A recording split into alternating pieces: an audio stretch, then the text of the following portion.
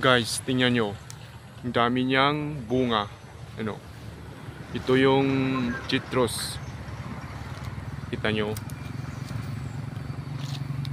Napakarami siyang bunga guys. Napansin nyo yung sanga niya ay nakayuko na. Dahil sa dami ng bunga niya. Napakarami siyang bunga guys. Tsaka dito ay naabot lang ng kamay. Ano? Dito banda. Yan siya. Ano? Tsaka hinog na siya yan. Yan. Dami ng prutas natin guys ngayon. Tsaka ito, malaki siya.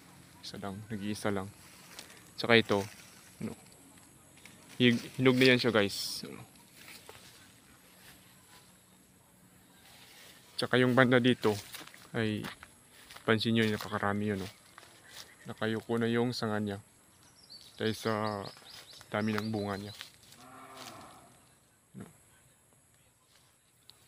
Tsaka banda dito makikita din yung bunga niya yun. Napakarami. Yan. Ito siya guys ay naagaw yung tamis at saka asim niya. Yung lasa niya. Tsaka pwede din itong gawin pang juice. Yung press na juice. Kailangan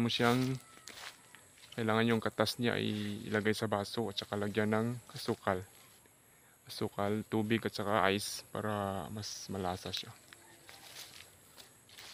Yun. Pansin nyo guys ay yung sanga niya ay nakayuko na dahil sa dami ng bunga niya. Yun.